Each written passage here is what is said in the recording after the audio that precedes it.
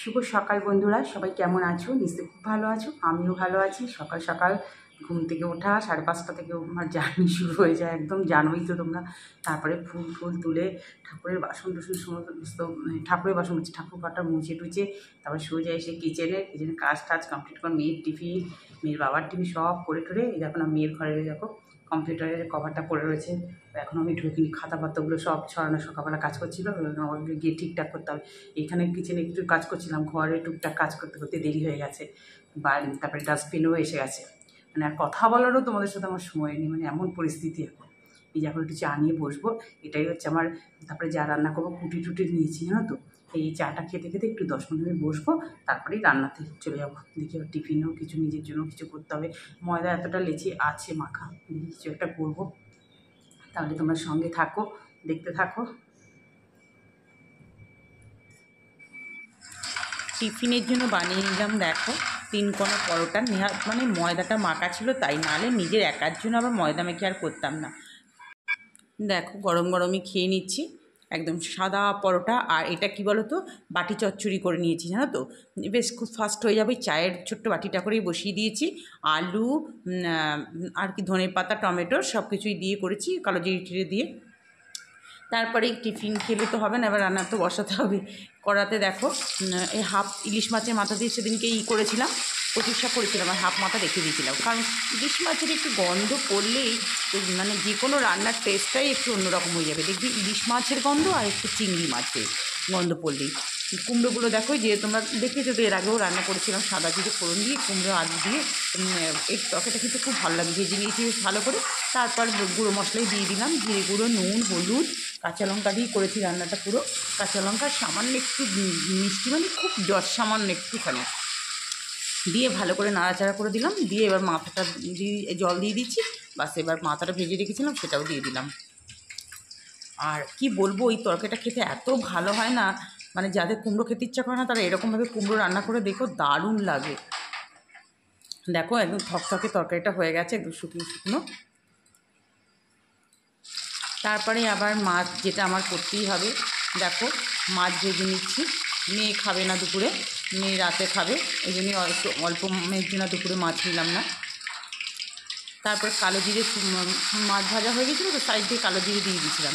এবার গাঠি কচুগুলো বেশ গোল গোল, একদম মানে ড্রাই কচু আছে না, সেগুলোই নিয়ে এসেছিলাম। আমি বলেছিলাম যে ভেজা কচু আনবে না, নষ্ট হয়ে যাবে। তার ড্রাই কচু পেয়েছি, নিয়ে এসছে।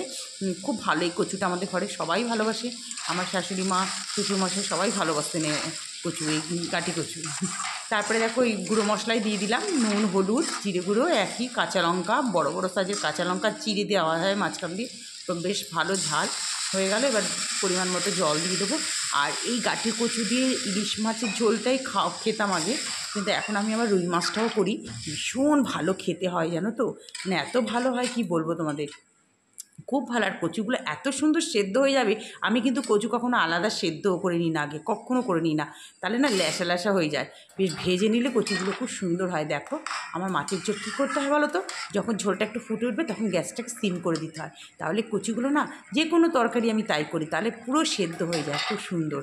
দেখো একদম নরম হয়ে গেছে। আর যেটা ধনেপাতা, ধনেপাতাগুলো এত ভালো এনেছে এবার, মানে বর্ষাকালে যে এত ভালো ধনেপাতা, দারুণ এনেছে ধনেপাতাগুলো, খুব সুন্দর গন্ধ। ভাতও বসিয়ে দিয়েছি, বাস। দেখো ফাইনাল একদম মাছের ঝোলটা দেখে একদম কে বলবে, দেখো শুধু কাঁচা লঙ্কা দিয়ে রান্না করেছি, কালারটা কত সুন্দর এসছে না বলো? তোমরা বলো কেমন হয়েছে, খেতে কিন্তু দারুণ হয়েছে।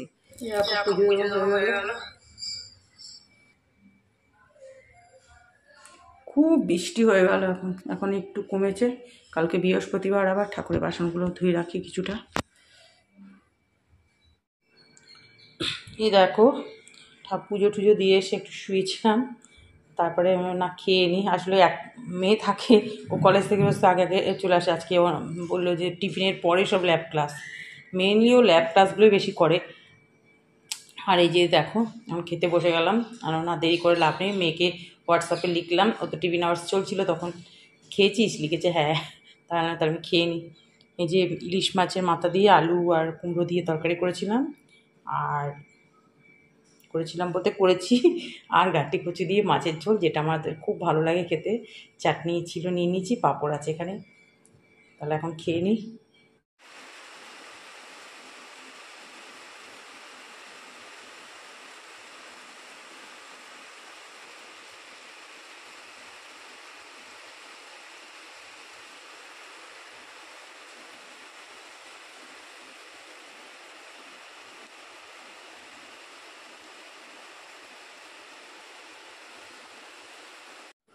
Good evening friends.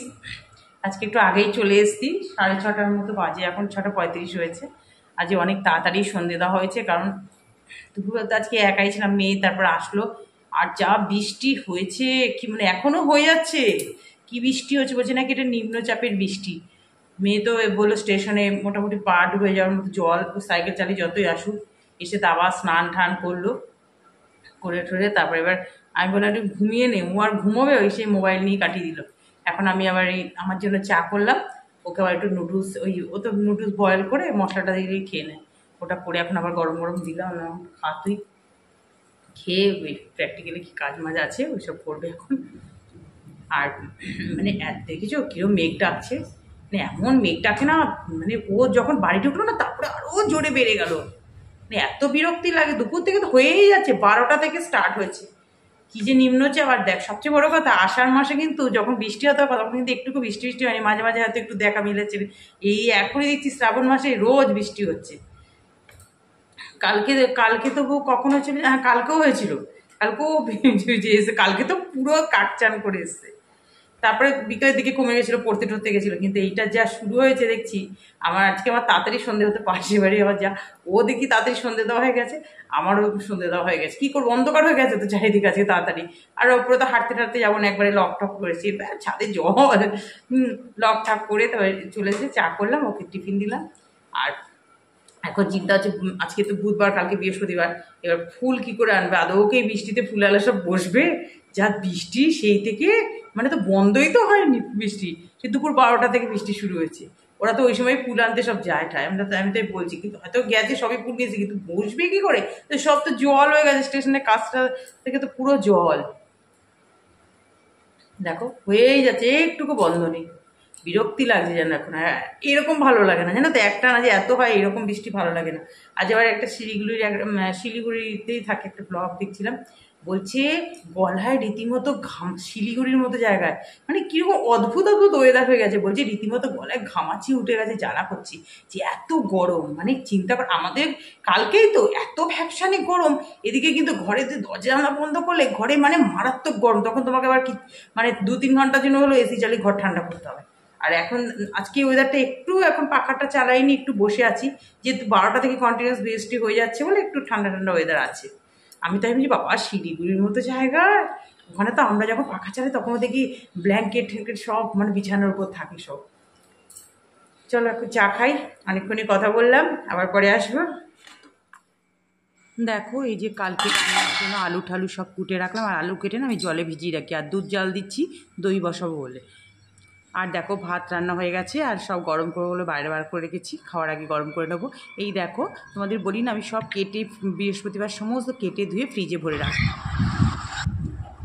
চলে আসলাম বন্ধুরা বেডরুমে, 11:20 বাজে, একদম সব খাওয়া দাওয়া সব কমপ্লিট হয়ে গেছে। আবার কালকে মানে আজকের মতো পর্ব শেষ। বারান্দায় মাঝে মাঝে গিয়ে আমাদের সামনের বাড়ির এক যা আছে, ছোটো যা, তাকে আমি বলি যে আজকের মতো পর্ব শেষ বলো, আবার কালকে থেকে শুরু হবে। ও আমাকে বলবে হ্যাঁ দিদিভাই ঠিকই বলেছো। সত্যি মানে রাতটা যেন কি তাড়াতাড়ি চলে যায়, ঘুমোলে মনে হচ্ছে এই তাড়াতাড়ি, মানে মাঝে মাঝে যখন ঘুম ভেঙে যায় না, ধরো 3:25, 3:30, 4টে দেখি কি আনন্দ হয় যে আর একটু ঘুমোতে পারবো। কালকে আজকেই তো সকালে কী হয়েছে, ঘুম ভেঙে যে কটা জানো, 5:30 উঠবো, 5টা হ্যাঁ মোবাইলে দেখলাম 5:22। বলো তো কিরম মেজাজটা গরম হয় 5:22।